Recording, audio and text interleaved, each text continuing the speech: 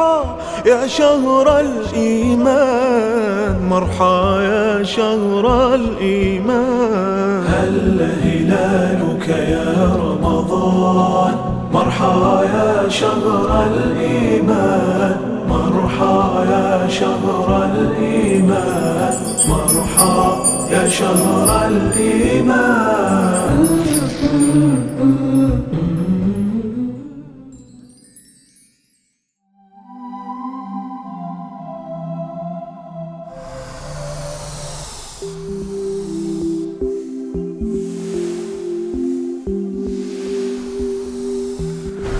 Oh my!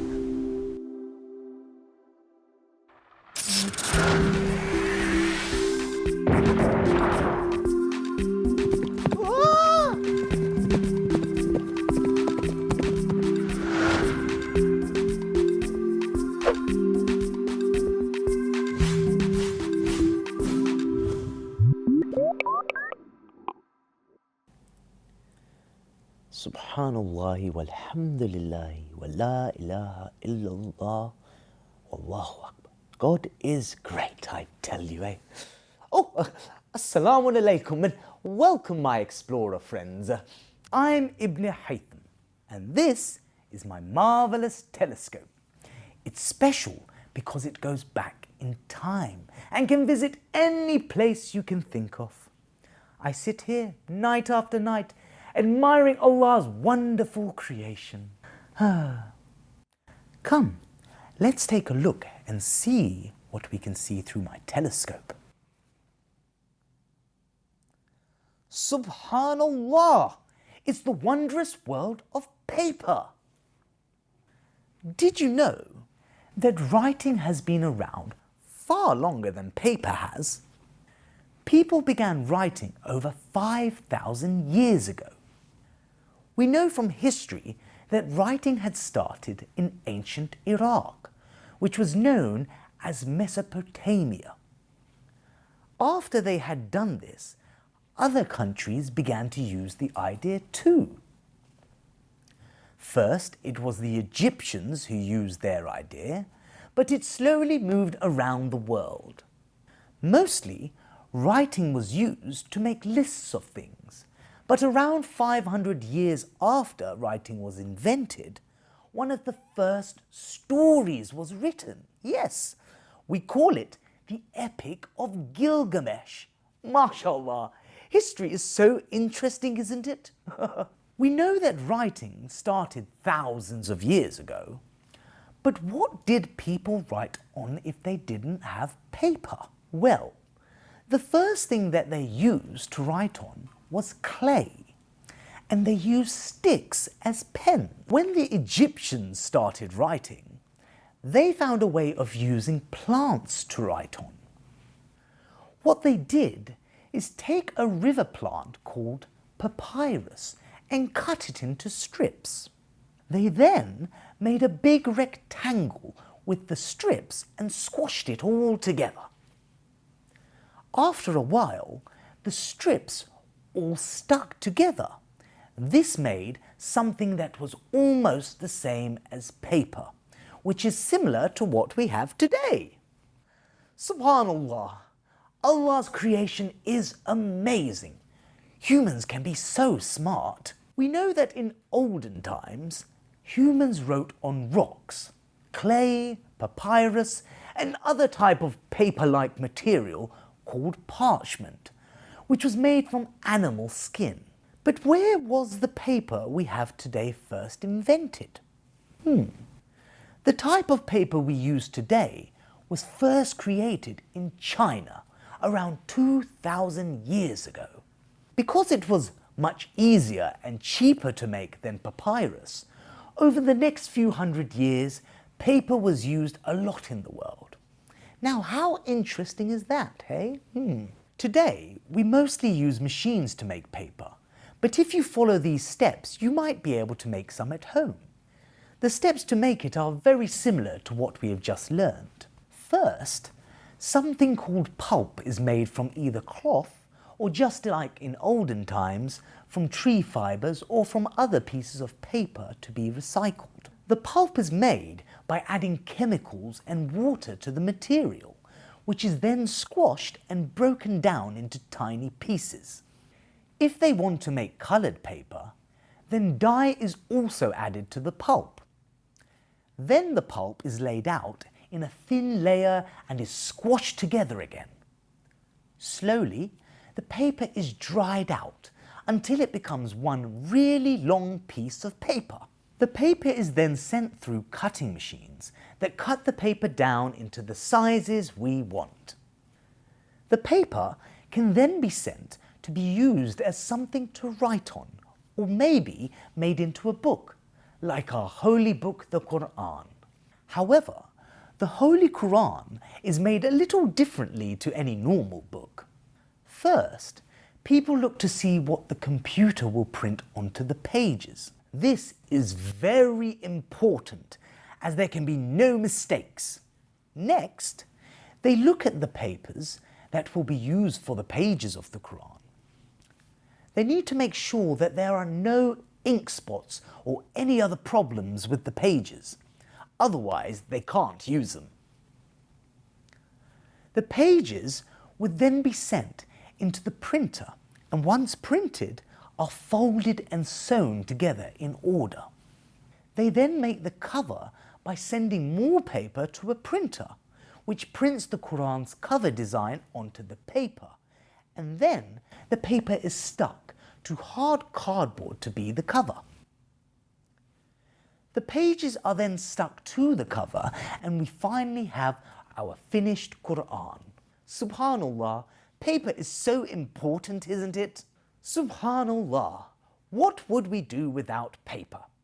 Especially if you're like me and you love drawing and colouring in. Allah created the gorgeous world and everything in it. It's been said that it's impossible to see the whole world in our lifetime, but it doesn't mean we shouldn't try. I'm going to search for more and more of Allah's wonderful creations in this universe. So until next time, my explorer friends, Assalamu alaikum wa rahmatullahi wa barakatuh.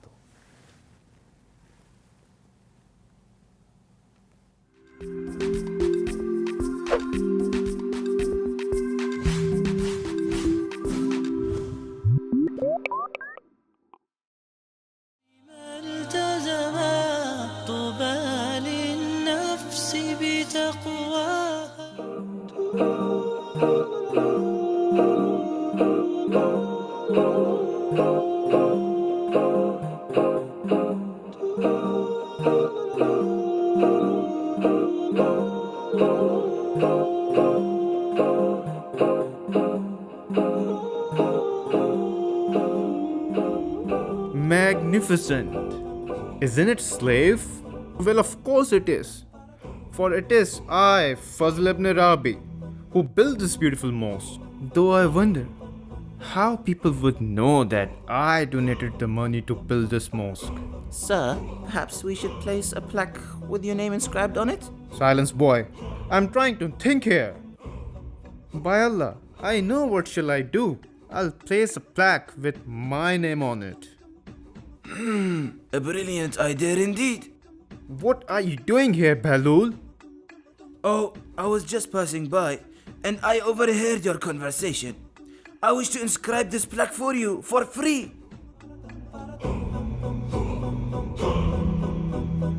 What have you done? You asked me to inscribe, so I inscribed. But you were to inscribe my name. My name, your name, what's the difference? Now you listen to me. I want my name on the plaque. But why, O Fazil? Besides, my name looks better on it. You fool! Everybody deserves to know what a great thing I have done. Oh, really? And I thought you built this mosque for the sake of Allah.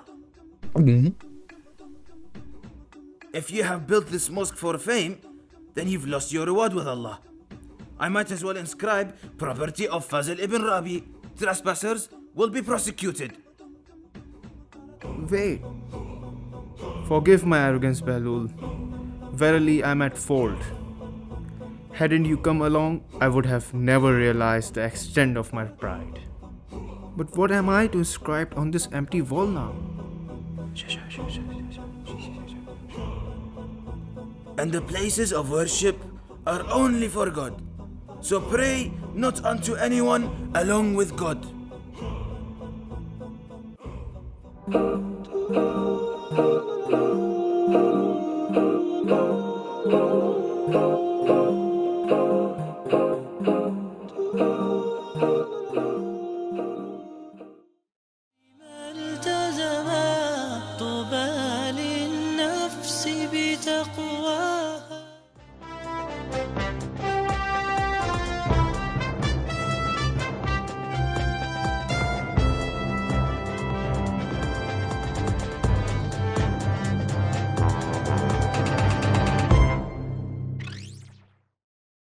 Assalamu alaikum dear children, and welcome to your daily fruit news all about fantastic fruits from around the world. Today I'm going to introduce you to a fruit that is well known for all its goodness, beautiful shape and colour. People have been eating this fruit for hundreds of years and it's called the tomato. In today's fruit news we'll take a look at where tomatoes come from and why they are so good for us. Now that we know what's coming up in today's fruit news, we can meet our guest, the tomato, and she will tell us a few things about herself.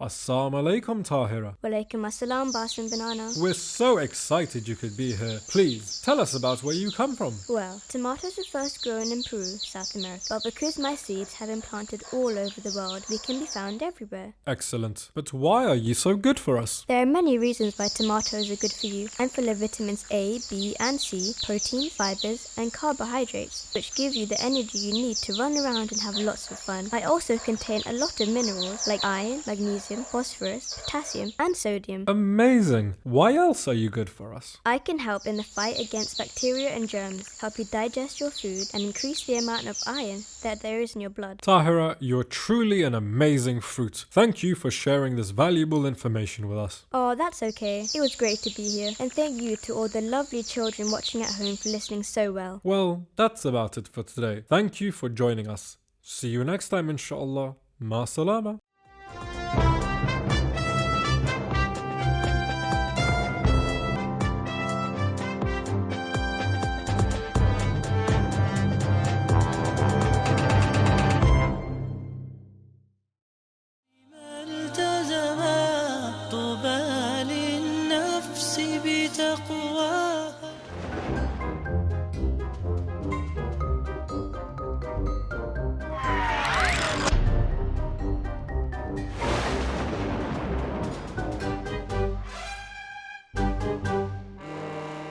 Assalamu alaikum dear children and welcome to Super Sheikhs. I'm Big Sheikh Hassan. And I'm Little Sheikh Hussein. Thank you for sending this brilliant question. It's a very important question.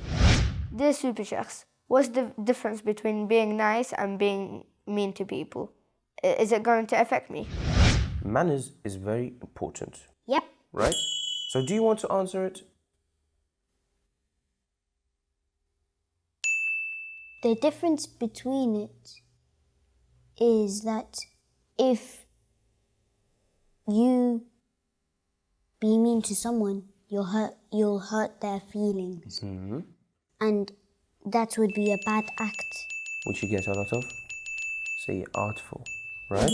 Bad points. If you be kind to someone, that would be a good act. Exactly, and you get hasanat for it, right? Yeah. One of the imams said that you should do to the other person what you would want to happen to you. Everybody says that even though they don't know that hadith. Mm-hmm. Everyone knows that, even they don't know that hadith. Exactly. So one of the imams said that. What does that mean though? Would you want someone to come and hit you? No. Would you want for someone to be rude to you? No. You'd rather good things happen to you than bad things, right? Yeah. Exactly. So, what do we have to do to other people? Be kind to them. Exactly. If I were to hit you, that's not nice. I wouldn't want that to happen to me. Yeah. I'd rather be nice to you because that's what I would want for myself to happen. Yeah. Right? Yeah. You agree with me? Yeah. Okay. So, we have to be nice to people. We have to be kind to people for us to get hasanat and to go to... Heaven. Because heaven is only a place for good people. Yeah. It's like the prize of a competition. Who will be better? Who will be in better manners? And also, Allah is just. Exactly. So He doesn't put the bad person and the good person on the same level. Everyone gets what they deserve. If you are good, you'll get what you deserve. You'll go to... Heaven. If you are bad... You'll go to hell. And that won't be fair on the good person. So, He made two places. One good place, one bad place. The bad place is for bad people. Boo! And the good place is for? Good people. Yeah! Right. So what did we learn about so far? We learned that we have to be kind to other people. So we can go to? Heaven! And that's the difference between being mean and kind. If you are kind, you'll go to heaven, which is a good place where you'll get everything you want. Yeah. And if you are mean, You'll go to hell. which is Bad. a very bad place, right? Yeah. Okay. Thank you for watching this video. If you have any other questions, do send them in. And مع السلامة.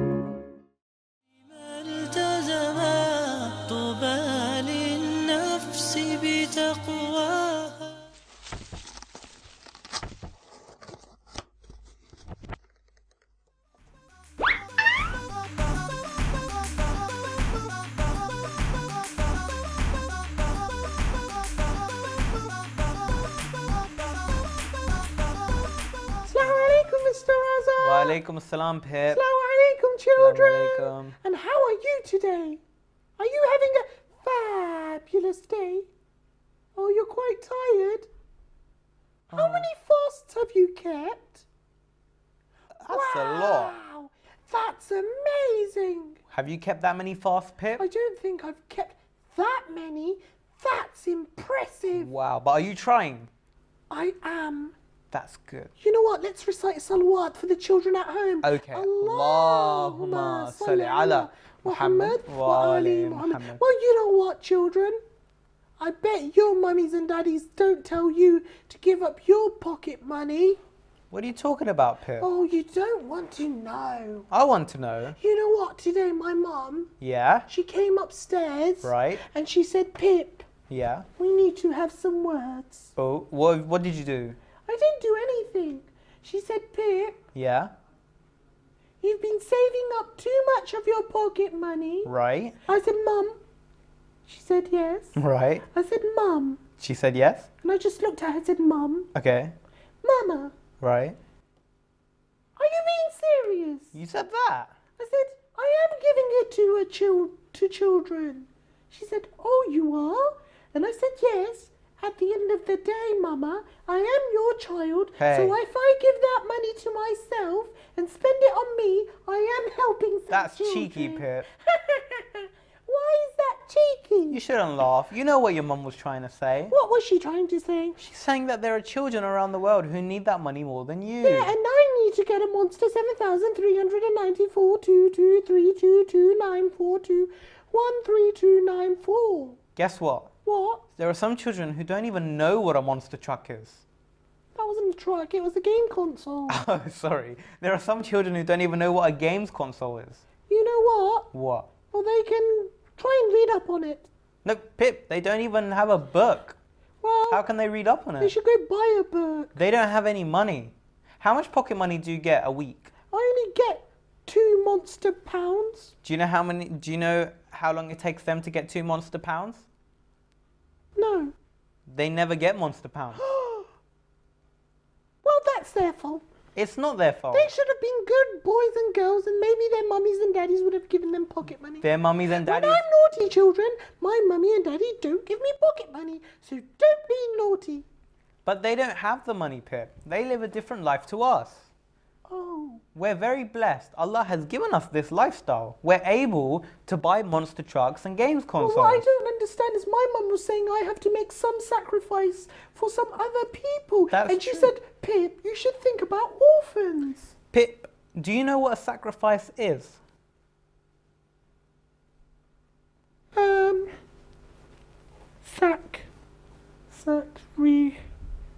Sacrifice.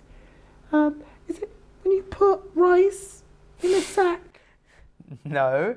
Sacrifice is when you give something up that you may not want to give up. Like fasting, we give up food. Exactly, and in this case, your mum wants you to give up the pocket money that you gain, Well, some of the pocket money, she said. some of the pocket money, to people who need it more than you, like orphans. Do you know what an orphan is? What is an orphan? An orphan is a child, Yeah. but they don't have a mummy or daddy. Can you imagine if you didn't have a mummy and daddy, Pip? What? Where are their mummy and daddies? They're not with us anymore. You mean that they died? Yes, exactly, Pip. Can you see how upsetting that is? They don't have a mummy and daddy to give them monster pounds Or some love. or some love. So, I don't understand. Why should we actually sacrifice? Does Allah like it when we give away things for Him? Allah loves it when we give away things for Him. Oh. All of the things around us, Pip, they're not going to be with us. You know what time it is? Oh, wait, I think I do. Do you know what time it is? What time is it? Dun, dun, dun, dun, dun, dun, dun, dun. The Quran Challenge. With Pip and friends. With Pip and Mr. Raza. I'm his friend. The Quran Challenge. Well, let me think of a story that's about sacrifice. From the Quran. Yes, I have one. You do? Yes. So the Quran Challenge, which we've been doing all Ramadan, is about how we look at different stories from the Quran. And I think one story which talks about sacrifice is the one about Prophet Ibrahim. Abraham! Abraham, exactly. Or his other name, Ibrahim. You know, I have a really good fact about Prophet Ibrahim. Can you tell us? He's the great-great-grandfather of the Prophet Muhammad. That's right. Yeah! And loads of people, not even Muslims, but loads of people respect and they follow Prophet Ibrahim. Yeah, my Christian and Jewish friends, they call him Abraham. Exactly. It's two different names for the same person. Well, Now, guess what? what? One day he had a dream. And in this dream, he has a son called Ismail. And guess what? In this dream, he was sacrificing him. You mean he's giving him up?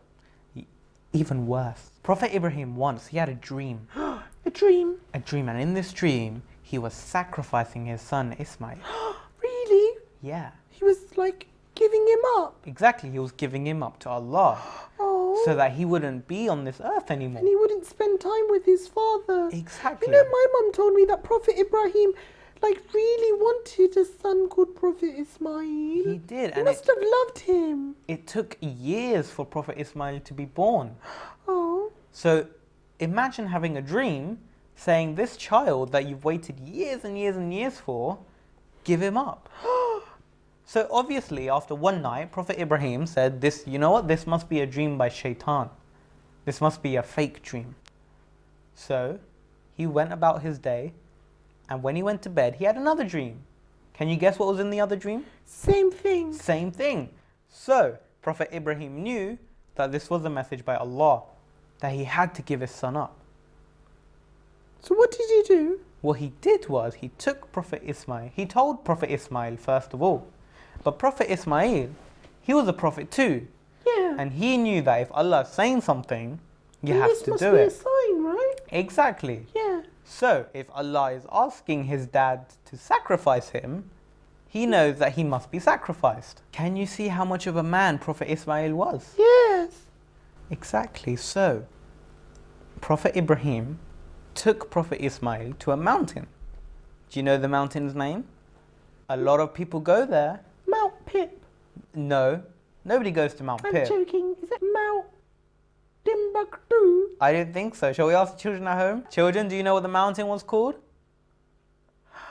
Oh, that place when we were going, like, you know when Layla was telling me about Hajj? Yeah. She mentioned Arafat. Exactly, a lot of people go there. Oh. So, they were walking to Mount Arafat. Oh. And basically, somebody tried to stop them. Somebody said to Prophet Ibrahim that he shouldn't take Prophet Ismail up the mountain. Guess who it was? Shaitan. It was Shaitan. Yeah, because he always tells us not to do things which Allah wants. He's the naughty one. Yeah. So he tried to convince Prophet Ibrahim to turn around. And guess what Prophet Ibrahim said? I'm not turning around. 100%, that's what he said. You go away, Shaitan. Even though it meant that he has to lose his son. Well. But anyways, he went up the mountain. He put Prophet Ismail on a rock. But Prophet Ismail knew that his father would be very, very upset. So guess what Prophet Ismail said? He said, take a blindfold and put it around your eyes, Dad. Yeah. Do you know why? Why? So that Prophet Ibrahim wouldn't see his son being sacrificed. Being given away. Exactly. Why? Oh. But then if he was given away, how did Prophet Ibrahim become a prophet after... How did Prophet Ismail become a prophet after Prophet Ibrahim? Well, here's the twist. This Quran challenge has a twist. Plot twist. Plot twist indeed. Yeah. Prophet Ibrahim put on the blindfold and he sacrificed his son. Then he took off the blindfold and guess what was there on that rock? It was a ram. Do you know what a ram is? Yeah, like this. Yeah, like this. Ram. No, well they do that. Ram. They do that. Ram. Stop. What? You told me to ram. No, it's an animal. It's like a sheep. Oh, you mean a ram. Yeah. Oh, sorry, did I not say it right? No, you said ram. Oh, sorry, I meant a ram.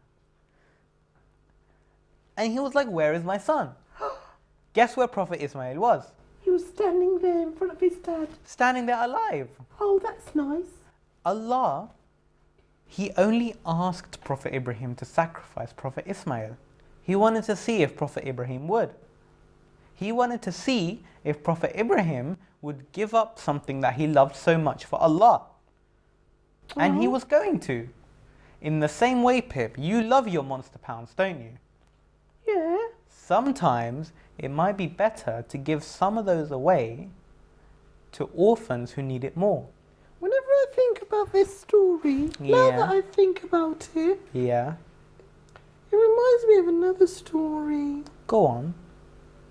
You know, like how Prophet Ibrahim, he put a blindfold on his eyes before he gave up Prophet Ismail. But Allah saved Prophet Ismail. That's right. And a ram went in it. And now we celebrate that, don't we? We do.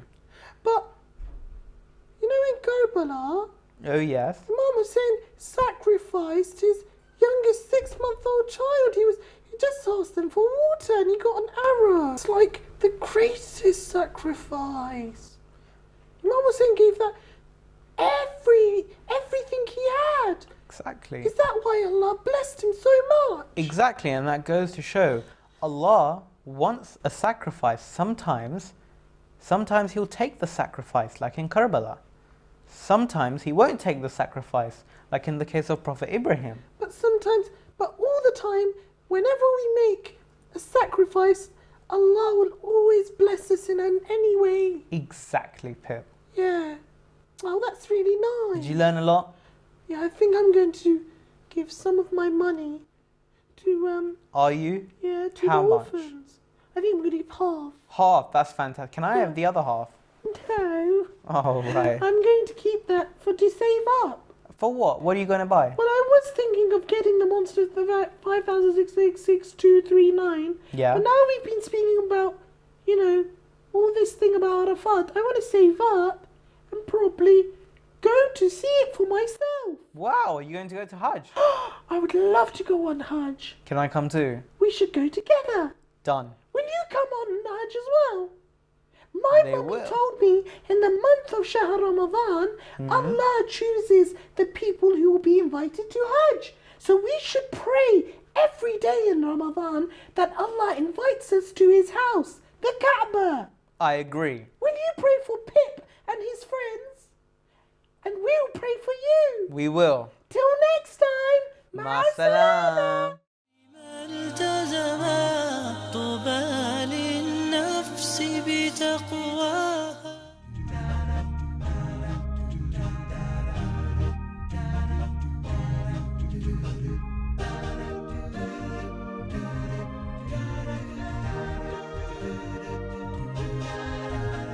Assalamu alaikum and welcome to Yogi Yoga. My name is Muhammad Ali and this is your place for yoga, stories and fun. It's easy, just copy the moves that I do and enjoy the adventure.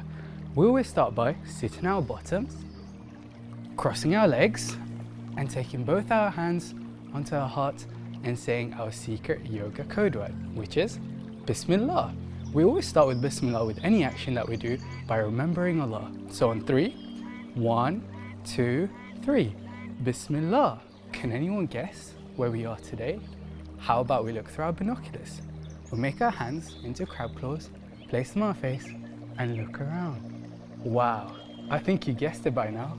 That's right, we're in the Amazon rainforest, the biggest rainforest in the world. Before we start exploring, let's warm up our bodies and loosen up our muscles. So, let's start with our right shoulder. We lift it up and back down, and up again and down. And with our left shoulder, up, down, up, and down. Do you think we can make small circles with our shoulders? Let's start going backwards with our right shoulder. 1 circle and 2. And with our left shoulder, rolling it back and another circle. Now let's do the same thing but going forwards. With our right shoulder, make 1 little circle and a second circle. And with our left shoulder, 1 and 2. Now let's shake them up and down.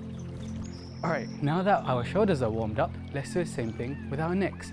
We start by looking over our right shoulder. Gaze deep into the forest. And then our left shoulder. Look into the woods and try to spot all the different kinds of animals. Now we look down at the forest floor. Look right between your legs and make sure you're stretching your neck. Now we look up into the sky. By night we see stars and by day we see clouds. Now let's get started and let's start our adventure. So we start our adventure by tiptoeing through the Amazon rainforest. We don't want to wake up those animals and disturb those little insects, and every time we step onto the leaves it makes a little rustling noise, and that's what we want to avoid. So we don't disturb them, and we want to avoid the big logs.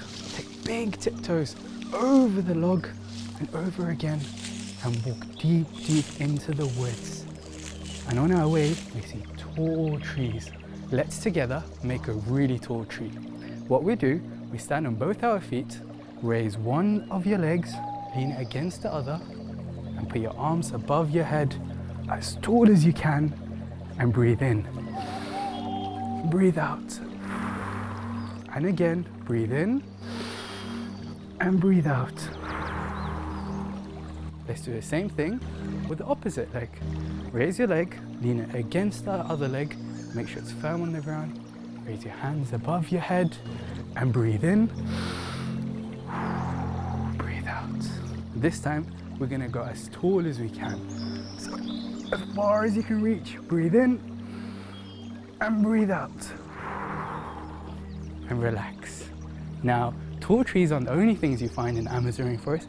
You also find small shrubs or bushes. So let's make a little bush.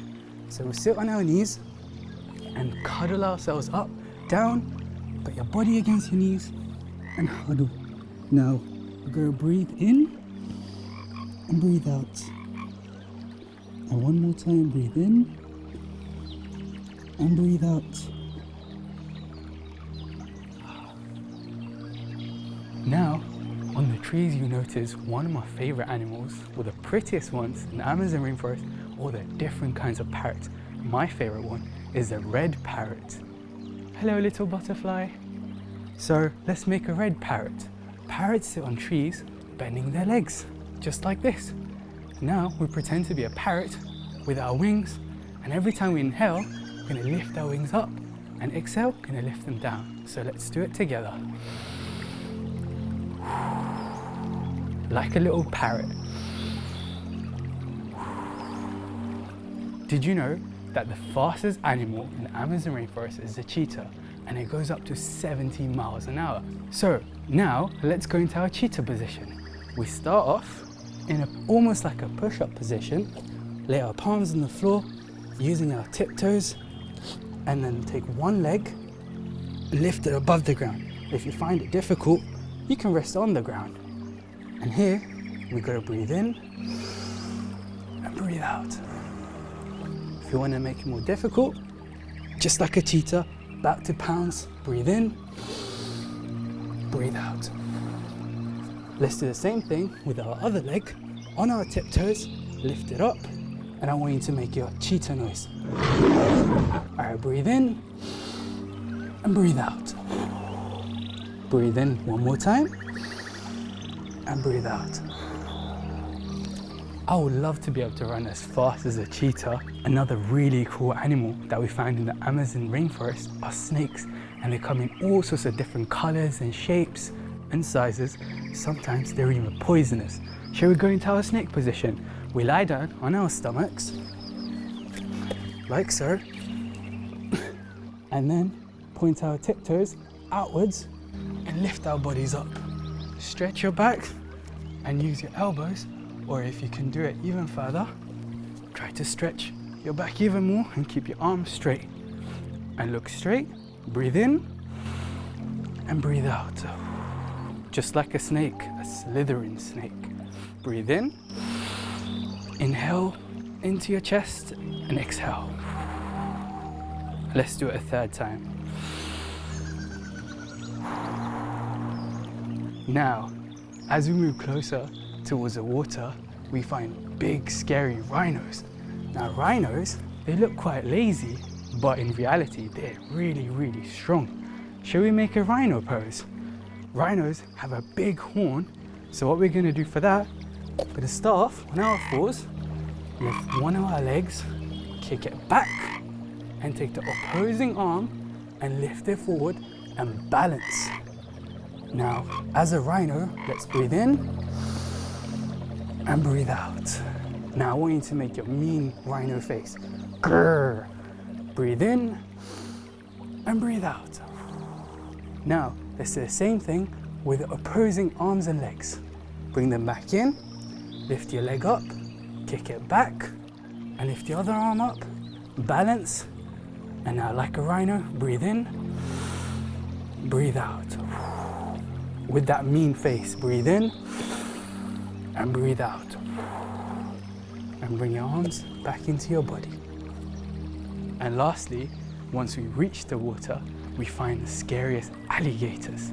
Alligators, just like the rhinos, they look really lazy, but they're deadly. Let's go into alligator position by lying down once again on our stomachs.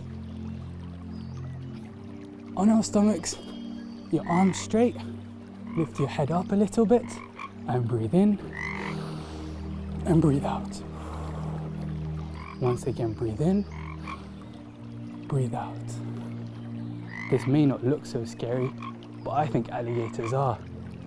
Last but not least, we're gonna meditate. Let's go back and sit on our bottoms, crossing our feet, and think about the blessings of Allah. So today's word of the day is Al-Muqit. It means the nourisher.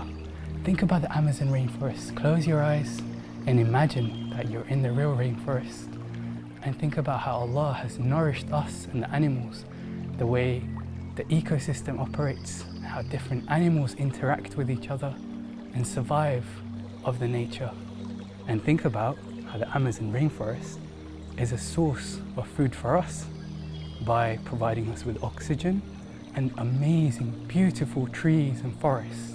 So next time, when you want to think about the blessings that Allah has nourished us with, say Al-Muqit. See you next time, inshallah.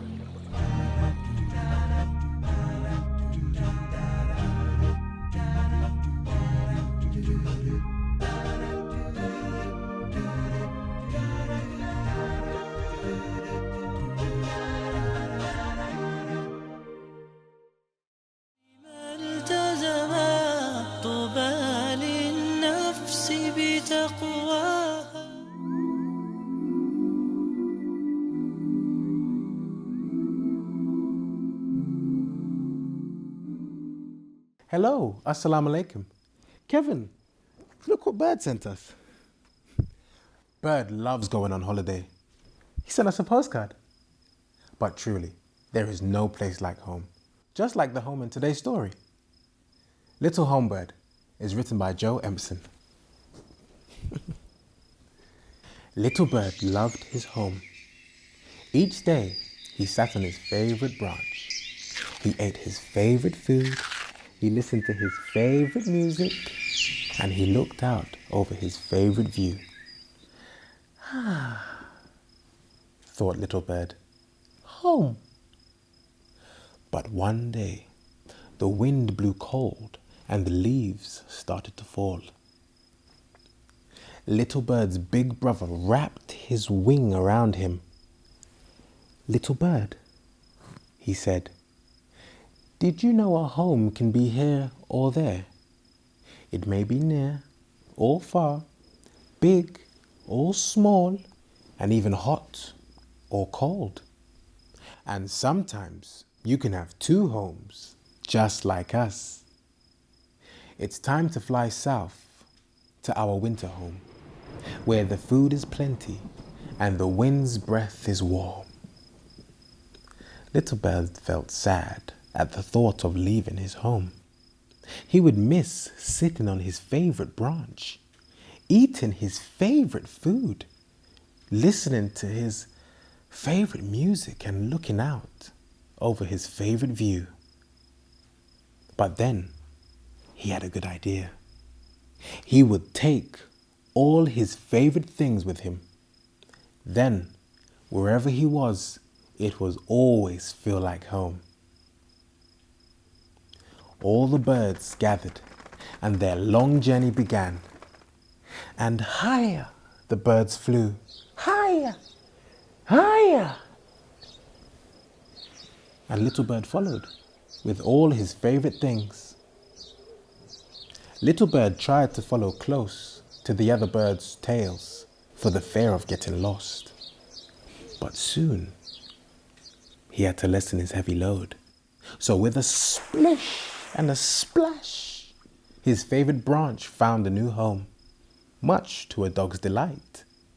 And further south the birds flew. The strong east wind blew and swept Little Bird on his way. So with a whoosh and a swoosh, his favorite music found a new home, much to a shepherd's delight. And further south the birds flew. The clouds clapped with a thunderous roar and sent Little Bird into a spin. So with a rumble and a tumble, his favorite food found a new home, much to a porcupine's delight. And further south, the birds flew. After many days and many nights, the birds reached their winter home in the south, where the food was plenty and the wind's breath was warm. Little Bird no longer had his favorite things, but he discovered lots of new favorite things, and it soon felt like home. So twice each year, along with many other little birds, Little Bird and his family would make the long journey between their two homes. Across oceans they would fly, over mountains and through deserts, with many adventures along the way. With just a few favorite things, you can make a home anywhere. Just like Little Bird did, right? I hope you guys enjoyed the story. That's all we have time for today. Bye for now.